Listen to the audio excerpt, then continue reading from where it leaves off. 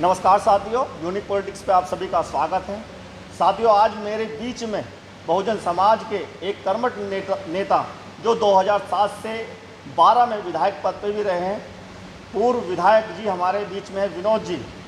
2024 को लेकर जिस तरह से आज पूरे देश में बीएसपी पर सवाल उठाए जा रहे हैं और बहन जी की जो नीतियाँ रही हैं उनको गलत ठहराया जा रहा है और पदाधिकारी जो बीएसपी के हैं उन पे उंगलियां उठाई जा रही है कि उनकी वजह से शायद बीएसपी को हार का सामना करना पड़ा है। तो क्या कारण रहे हैं, क्या कमियां रही हैं, मैं विनोद जी से जानना चाहूँगा। उससे पहले विनोद जी अपना आप परिचय मेरे दर्शक जो हैं उनको दीजिए कि आप 7 से 12 में रहे हैं, तो किस तरह का कार्यकाल या क्या काम आपने किए हैं समाज के लिए, बहुजन समाज के लिए क्या किया आपने, उसके बारे में मैं आपको बताना चाहूँगा कि मैं 1995 में मेरी पत्नी सरदाना से जिला पंचायत सदस्य बनी। उसके बाद से ही मैं बीएसपी में सक्रिय भूमिका निभा रहा हूँ। मैं बीएसपी में जिला संगठन मंत्री रहा, जिला संगठन मंत्री के अलावा महामंत्री रहा जिले का। उसके बाद में मैं बागपत जिले का जिला अध्यक्ष रहा और फिर मेरठ जिले का जिला अध्यक्ष रहा। और 2007 से पहले जब मैं चुनाव नहीं लड़ा था तो उससे पहले मैं मुरादाबाद मंडल का प्रभारी रहा, अलीगढ़ मंडल का प्रभारी रहा, आगरा मंडल का प्रभारी रहा, मेरठ मंडल का प्रभारी रहा, सहारनपुर मंडल का प्रभारी रहा। इन सारे मंडलों में मैंने पार्टी का कोऑर्डिनेटर के रूप में काम किया। 2007 में मुझे जो है बहन जी ने कहा कि भाई तुम्हें चुनाव लड़ना है, जबकि मेरी कोई ऐसी इच्छा नहीं थी, क्योंकि मेरा मकसद सिर्फ ये था कि जो हमारा दबा कुचला समाज है, जिस समाज के लिए मान्यवर काशीराम जी और बहन जी काम कर रही है निस्वार्थ, उसे आगे बढ़ाने का था उनके साथ में लग कर। मैंने कभी ये नहीं सोचा था कि मैं भी एमपी एमएलए बनूंगा, लेकिन मान्यवर काशीराम जी और बहन जी की कृपा से मुझे उन्होंने टिकट दिया और मैं चुनाव लड़ा और मैं 2007 से 12 तक विधायक रहा। अब तुम्हारा दूसरा सवाल ये है कि बहुजन समाज पार्टी की 2024 में स्थिति ऐसी क्यों है। देखो, ये एक सोचनीय विषय है। इसमें मेरा कहना ये है कि 2024 से पहले हिंदुस्तान में 2014 में माननीय मोदी जी की सरकार आई और दोबारा फिर आई, 19 में फिर आई, और 19 में माननीय बहन जी के द्वारा जो है समाजवादी पार्टी से गठबंधन किया गया, जिसमें 10 सांसद जो है बहुजन समाज पार्टी के है और 5 सांसद समाजवादी पार्टी का है। लेकिन उस वक्त लोगों में जातिवाद का और धर्मवाद का बहुत बड़ा एक दौर जो था भारत में चल रहा था, उसे लेके जो है लोगों में मतलब जो है बिखराव हुआ, जिस कारण जो है जो हमारा मतलब जो है जो बीएसपी का मेन वोट था वो तो बीएसपी के साथ जुड़ा रहा, लेकिन कहीं ना कहीं मतलब जो है समाजवादी पार्टी का जो वोट था वो उसमें बंटवारा हो गया। बंटवारा होने की वजह से समाजवादी पार्टी के ज़्यादा सांसद जीत कर नहीं आए, जबकि लोगों को उम्मीद ये थी कि अब की बार जो है समाजवादी और बहुजन समाज पार्टी कम से कम 50-60 एमपी जीत का होंगे।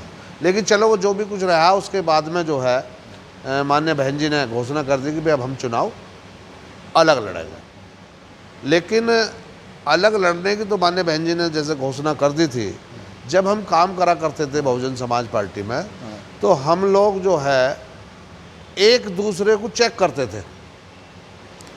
यदि मैं कोऑर्डिनेटर था तो जिलाध्यक्षों को चेक करता था, जिलाध्यक्ष महामंत्रियों को चेक करता था, महामंत्री सेक्टर के पदाधिकारियों को चेक करते थे, सेक्टर के पदाधिकारी बूथ के पदाधिकारियों को चेक करते थे। और उसमें हम जब समय समय पे मीटिंग अपने किसी भी जनपद में जाके लेते थे तो हम सेक्टर के और बूथ के लोगों से डायरेक्ट बात करते थे, और उसमें हम ये भी देखते थे कि कौन हमारा सेक्टर का पदाधिकारी नहीं आया मीटिंग में या बूथ का पदाधिकारी नहीं आया, तो हम उससे टेलीफोन पे बात करते थे कि भाई क्या परेशानी है, क्यों नहीं आए तुम, क्या दिक्कत है। तो उनकी परेशानी पूछते थे। कई बार यदि वो परेशानी बीमार है तो मैं उनके घर भी पहुंच जाता था। कई लोग ऐसे कि जिनके घर में सुबह 6 बजे उठ के पहुँच जाते थे, मुस्लिम बस्तियों में या बैकवर्ड समाज के लोगों में, तो उनसे उन्हें ऐसा लगता था कि जिस पार्टी में हम काम कर रहे हैं उस पार्टी के पदाधिकारी हमारी चिंता कर रहे हैं। आज वो स्थिति नहीं है। 2012-7 के बाद में जितने भी पदाधिकारी बनाए गए उन लोगों ने मीटिंग करना बंद कर दिया। हम बूथ से हर बूथ पे मीटिंग कराते थे हर महीने, सेक्टर की मीटिंग कराते थे हर महीने, सबकी जिम्मेदारी बांटते थे। फिर हम उनका क्रॉस चेकिंग करते थे। हम ये देखते थे कि भाई जो लोग ये वहाँ गए हैं ये किस किस से मिले, और उनसे हम कहते थे कि एक बूथ से कम 50 कार्यकर्ताओं के नाम लाओगे, पिता का नाम लाओगे, उनकी जाति का नाम लाओगे, उनके मोबाइल नंबर लाओगे। और दूसरी बार, अगली बार हम उनसे ये कहते थे कि जिन लोगों को तुम मीटिंग में लाए अगली बार उन्हें ही तुम पार्टी का सदस्य बनाओगे। तो हम एक बूथ पे 100 आदमी तैयार करते थे। 100 में जो जितने भी मतलब जो पार्टी का टारगेट होता था, उस पार्टी के टारगेट के आधार पे हम मतलब जो है उसी बूथ से जो है वहाँ से उन लोगों को पदाधिकारी बनाते थे और उनकी मेंबरशिप काटते थे। तो ऐसा आप ये कहना चाह रहे हो कि अब ऐसा नहीं हो रहा? अब ऐसा नहीं हो रहा। तो उससे क्या था? उससे ये फायदा था कि जो आदमी पार्टी को 10 रुपये या 20 रुपये या 50 रुपये की जो रसीद कटाता था, उसको वो दिल से लेता था कि ये पार्टी मेरी है, मैं इसका सक्रिय सदस्य हूँ। तो वो बिना कहे भी पार्टी से घुल मिलकर, कार्यकर्ताओं से घुल मिलकर वो ये कोशिश करता था कि गाँव में अब की बार जब चुनाव हो तो मेरे बूथ से मेरा कैंडिडेट चुनाव जीत कर जावे। अब ऐसा नहीं है। अब यदि बहन जी टारगेट देती है कि भाई आपको जो है अपने सदस्य बनाने हैं, देखो बिना पैसे के पार्टी नहीं चल सकती है, बिल्कुल बात सही है। लेकिन हो क्या रहा है, अब इन लोगों ने क्या करना शुरू कर दिया कि एक तो ये लोग वहाँ बूथ पे या सेक्टर पे जाके वो सदस्य नहीं बनाते। ये क्या करते हैं कि यदि जिला पंचायत का चुनाव है तो जिला पंचायत में या पार्षदी का चुनाव है, देखो सबको कोई भी पार्टी MP MLA नहीं बना सकती, लेकिन काम बहुत सारे करते हैं। बहुत सारे लोगों की महत्वाकांक्षा होती है कि मैं भी इस पार्टी का मैं जो हूँ जिला पंचायत मेंबर बनूँ या सभासद बनूँ या MP MLA बनूँ, लेकिन सब नहीं बन सकते, लेकिन कुछ को हम बना सकते हैं। तो जो कार्यकर्ता 5 साल से काम कर रहा है सभासदी लड़ने के लिए या जिला पंचायत लड़ने के लिए, और वो अपने परिवार में और अपने गाँव में उसने कह रखा कि अब की बार तो मैं जिला पंचायत लड़ूंगा या सभासदी लड़ूंगा, अपने मोहल्ले में कह रखा। और जब चुनाव की तारीख आई और चुनाव की तारीख में जो कोऑर्डिनेटर हैं, जो बहन जी ने सदस्यता अभियान चला रखा था, उस सदस्यता अभियान तो वो चलाते नहीं। वो क्या करते हैं कि जो चुनाव लड़ने वाला उसे मुर्गी बनाते हैं कि भाई इतने पैसे देने पड़ेंगे और तुझे हम लड़वा देंगे। उससे क्या होता है कि जिस कार्यकर्ता ने 5 साल तक पार्टी में काम किया उसकी उपेक्षा होगी, तो फिर वो बगावत करता है। और दूसरे लोग भी ये सोचते हैं कि यार ये आदमी 5 साल से काम कर रहा था, जब इसे ही कुछ नहीं मिला तो मुझे क्यों मिलेगा। तो इस तरह पार्टी के कार्यकर्ता घटते चले गए, काम नहीं हुआ और पैसे का चलन बढ़ गया। जो लोग पार्टी में काम ना करने वाले थे और पैसे वाले लोग थे, वो लोग पार्टी में आने शुरू हो गए, क्योंकि वो तो पैसा दे के आए हैं। उनका मकसद तो अपना काम पूरा करना, तो उन्होंने अपना मकसद तो पूरा कर लिया। वो हारे या जीते सवाल वो नहीं है, लेकिन जो एक लाइन वो तैयार हो रही थी सदस्यता अभियान के माध्यम से, वो लाइन खत्म हो गई। जो बूथ पे या सेक्टर पे मीटिंग होती थी या विधानसभा स्तर पे मीटिंग होती थी, वो काम खत्म हो गया। जबकि जिस पार्टी में ये काम नहीं होगा, आज भारतीय जनता पार्टी का है, यदि मैं भारतीय जनता पार्टी की बात करूं तो भारतीय जनता पार्टी का कोई कैडर वेडर नहीं था। ये सब कैडर, चाहे समाजवादी पार्टी हो, चाहे भारतीय जनता पार्टी हो, चाहे कोई दूसरी पार्टी हो, ये सब कैडर जो है देने वाले बहुजन समाज पार्टी के वे लोग हैं जिन लोगों को पार्टी से निकाल दिया गया और वो लोग उन पार्टियों में चले गए। उन्होंने वही जो है क्लास वालों शुरू कर दी। चाहे वो भाजपा में गए तो उन्होंने भाजपा में शुरू करा दिया ये काम, समाजवादी में गए तो समाजवादी में शुरू करा दिया। आज आप देख लो कि यदि हम उत्तर प्रदेश सरकार की बात करें तो उत्तर प्रदेश सरकार में बहुत सारे विधायक वही विधायक हैं, और मिनिस्टर उसमें डिप्टी चीफ मिनिस्टर भी है और कई कैबिनेट मिनिस्टर भी है, कई स्वतंत्र प्रभार वाले मिनिस्टर भी हैं। वही हैं कि जो बहुजन समाज पार्टी से धक्का मार कर निकाल दिए गए। एक तो मैं ये कहना चाहूँगा, कोई भी पार्टी हो, यदि तुम्हें किसी कार्यकर्ता की कोई शिकायत मिल रही है कि ये काम नहीं कर रहा या इसने जो है गलत काम किया है, पार्टी के विरोधी काम कर रहा है, तो उसे अलग कर दो, उसे कोई पद मत दो, लेकिन उसे पार्टी से ना निकालो। क्योंकि बीएसपी में हो क्या रहा है कि काम करने वाले लोग जो हैं उन्हें बाहर निकाल दिया गया, और जो चमचा वाले लोग हैं, चमचा, आज की तारीख में मैं दावे के साथ कह सकता हूं, विशेष तौर से पश्चिम उत्तर प्रदेश में जितने भी लोग हैं वो सारे पदों पर जो है वो चमचे हैं, वो किसी ना किसी के चमचे रहे। और यदि कोई मुझसे आके पूछे कौन, मैं नाम से बता दूंगा कि तू फला का चमचा था। आज चमचे चमचागिरी करके पैर छू चुके आगे बढ़ गए, और काम वो कर नहीं रहे, उनका काम है सिर्फ दलाली, वो दलाली कर रहे हैं, इसके अलावा कुछ नहीं कर रहे। यदि अब बात सवाल ये है कि 2024 में ये रिजल्ट ऐसा क्यों आया, देखो मेरा मानना ये है, ये मैं दलगत राजनीति से ऊपर उठ के बात बता रहा हूँ। नहीं, अभी जो आपने बात पदाधिकारियों के लिए कही है, एक तो रीज़न ये भी नजर आ रहा है। हाँ, देखो मेरा मानना ये है कि यदि हम कांग्रेस की बात करें तो कांग्रेस ने 50 साल तक जो है हिंदुस्तान पर राज किया है, लेकिन यदि हम बाबा साहब की बात करें तो बाबा साहब को कांग्रेस ने भारत रत्न नहीं दिया। बाबा साहब की अहमियत ही नहीं समझी। आज कांग्रेस के लोग जो है भारतीय संविधान की बात कर रहे हैं, बाबा साहब के फोटो लेके, बाबा साहब के फोटो लगा रहे, कांग्रेस के नहीं सभी पार्टी के लोग लगा रहे।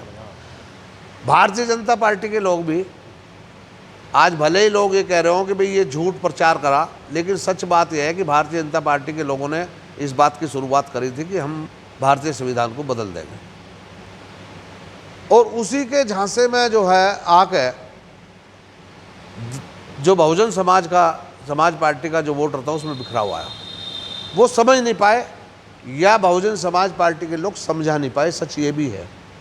यदि बहुजन समाज पार्टी के लोग ये जाकर समझाते कि बहन जी गठबंधन क्यों नहीं कर रही, तो उन लोगों को बताना चाहिए था कि 50 साल कांग्रेस ने शासन किया और अब भारतीय जनता पार्टी कर रही है, और कांग्रेस में जो लोग थे उस वक्त उसमें से बहुत सारे लोग भारतीय जनता पार्टी में, वही कांग्रेस है और वही भारतीय जनता पार्टी। यदि ये जैसे कहते हैं कि बहुजन समाज पार्टी भारतीय जनता पार्टी की बी टीम है, ये बिल्कुल गलत। यदि कोई ए बी टीम है तो कांग्रेस ही भाजपा और भाजपा ही कांग्रेस है। बहन जी ये चाहती थी कि हिंदुस्तान में, भारत के अंदर एक ऐसा विकल्प तैयार हुआ है, जो ये लोग कहते हैं कि मोदी जी के अलावा कौन, या राहुल के अलावा कौन। बहन जी ये चाहती थी कि कांग्रेस और भारतीय जनता पार्टी के अलावा देश के अंदर एक ऐसा विकल्प तैयार हुआ है कि जो इन दोनों से हटकर तीसरा विकल्प हो, जो बहुजन समाज की बात करे, जो बैकवर्ड क्लास की बात करे, माइनॉरिटी की बात करे, और अपने गरीब दलित समाज की बात करे, और अपर कास्ट में जो कमज़ोर लोग हैं, दलित हैं, अपर कास्ट में भी दलित हैं, उन दलितों की भी बात करें जो कमज़ोर हैं, उनका एक विकल्प तैयार हुआ है, और वो सारे लोग मिलकर बहुजन समाज को वोट दें। और ये हो सकता था यदि जो पुराने लोग, जो बैकवर्ड समाज के या अपर कास्ट के या मुस्लिम समाज के भाई थे, जिन लोगों को लोगों ने पार्टी से निकलवा दिया, जो कैडर देते थे, अपने समाज को जोड़ते थे, बहुजन समाज पार्टी में मान्यवर काशीराम जी द्वारा और बहन जी के द्वारा हर समाज में नेता तैयार करे गए थे। यदि 1984 से पहले की हम बात करें बैकवर्ड समाज की या मुस्लिम समाज की, तो उनका प्रतिनिधित्व जीरो था। किसी भी पार्टी में उनके एमपी एमएलए नहीं हुआ करते थे। ये शुरुआत यदि करी तो बहुजन समाज पार्टी की नेता बहन कुमारी मायावती और मान्यवर काशीराम जी ने करी, जिसमें पाल को भी बनाया, प्रजापति को भी बनाया, सैनी को भी बनाया, कश्यप को भी बनाया, बघेल को भी बनाया। हर समाज के आदमी को मतलब जो है, किसी को राज्यसभा में भेजने का काम करा, किसी को एमएलसी बनाने का काम करा, और किसी को टिकट देकर विधायक बनाने का काम करा। उसका कारण ये था कि कोई भी, यदि हम उत्तर प्रदेश की बात करें तो कोई विधानसभा ऐसी नहीं है जिस विधानसभा में जाटव समाज का, एससी समाज का कम से कम 50,000 वोट नहीं है। जब वो 50,000 वोट एक तरफ को चलता है और जो प्रत्याशी चुनाव लड़ता है, चाहे वो किसी भी जाति का है, उसका वोट उसमें मिलता है, तो वो चुनाव जीत कर साफ चला जाता है। लेकिन हमारा विषय दूसरा था। हमारा विषय ये था कि मतलब जो है Bahujan Samaj party zero seat क्यों आई। अब इसका सबसे बड़ा कारण यही है कि जो हमारे उस समय के लोग थे, उनमें मैं भी एक हूँ, उन्हें पार्टी से निकाल दिया। उन्हें आज तक यही पता नहीं कि तुम्हें पार्टी से क्यों निकाला। सिर्फ एक लाइन एक बात बता दी कि भाई ये जो है पार्टी विरोधी। अब वो पार्टी विरोध में उसने क्या किया क्या नहीं किया। तो अभी आप प्रेजेंट में पार्टी में नहीं हो? नहीं, मैं पार्टी में नहीं हूँ। लेकिन काम कर रहे हो? नहीं, मैं तो भाई मैं बहुजन समाज का अंग हूँ, तो मैं बहुजन समाज के लिए काम करूँगा। मैं किसी भी पार्टी में रहूँ, मैं बात बहुजन समाज की करूँगा। मैं कहीं भी किसी भी पार्टी में रहूँ, मैं दमदारी के साथ में, जय भीम के साथ में अपनी बात रखता हूँ। मेरी और उन्हें मेरी बात सुननी पड़ेगी जिस पार्टी में मैं हूँ। मुझे कुछ वो दे या ना दे, सवाल ये नहीं है। सवाल ये है कि मैं जब राजनीति में आया था तो मैं भुक्के नंगे परिवार से नहीं था, मैं अच्छे परिवार से था। मेरी स्थिति बढ़िया थी, सब लोग जानते हैं इस बात को। मैं सिर्फ इसलिए आया था कि मैं भी मान्यवर काशीराम और बहन जी और बाबा साहब की तरह अपने समाज के लिए कुछ करूं, और वो मैंने करने का प्रयास किया है। और उसके तुम लोग सब गवाह हो, मेरठ के ज़िले के लोग। कोई ये नहीं कह सकता कि विनोद हरित ने किसी से 5 रुपये लिए। मैं 1 लाख की भीड़ में ये बात बोल सकता हूँ। मैंने किसी से दलाली का काम नहीं करा, मैंने मिशन को बढ़ाने का काम किया। लेकिन मुझे दुख इस बात का है कि जिन लोगों ने पार्टी को बढ़ाने का काम करा, वो सब लोगों को पार्टी से निकाल दिया। चलो, झूठ बोल बोल के, बहन जी से झूठ बोल बोल के उन लोगों को निकलवा दिया। लेकिन उससे बड़ा दुख इस बात का कि इस तरह के लोगों ने बूथ पे या सेक्टर स्तर पे काम नहीं किया। उन लोगों को, जो बहुजन समाज पार्टी से जुड़े हुए लोग थे, जो बहुजन समाज पार्टी को वोट देने का काम करते थे, उन लोगों को ये बताने का काम नहीं किया कि बहन जी अलग क्यों चुनाव लड़ रही हैं। यदि ये लोग जाके ये बताते कि हम देश के अंदर बहन जी जो है तीसरा विकल्प तैयार कर रही हैं, जितने मुस्लिम समाज के नेता उन्हें मुस्लिमों में भेजते और उन्हें कहते हैं कि भाई देखो, बहन जी ने तुम्हें जो इतने सारे टिकट दिए इसलिए दिए हैं कि दूसरी पार्टियां तुम्हें टिकट नहीं दे रही है, बहुजन समाज पार्टी तुम्हें टिकट दे रही है। यदि तुम बहन जी के पार्टी को वोट दोगे, अपने समाज के व्यक्ति को वोट दोगे और दलित समाज का वोट उसमें मिलेगा, तो आपका MP बन जाएगा। तो आज ज़्यादा नहीं तो 8-10 MP तो मुस्लिम समाज के बन जाते। लेकिन ये गलती किसकी है? ये उनकी गलती है जो कार्यकर्ता है, जो वहाँ जाके समझा ही नहीं पाए, लोगों को बता ही नहीं पाए। ऐसी बैकवर्ड क्लास में जब ये बार बार दूसरी पार्टी के लोग ये कह रहे थे कि Bahujan Samaj party B team है, तो ये किसकी जिम्मेदारी बनती थी?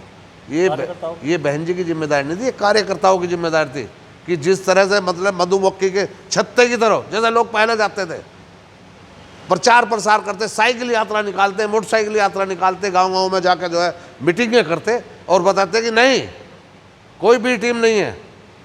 बहन जी ने वहाँ, जैसे मुजफ्फरनगर है, मुजफ्फरनगर में बहन जी ने प्रजापति को टिकट दिया, तो प्रजापति किसका नुकसान कर रहा था? भारतीय जनता पार्टी का। बिजनौर में जाट समाज किसका नुकसान कर रहा था? विजेंद्र को टिकट दिया, बीजेपी का।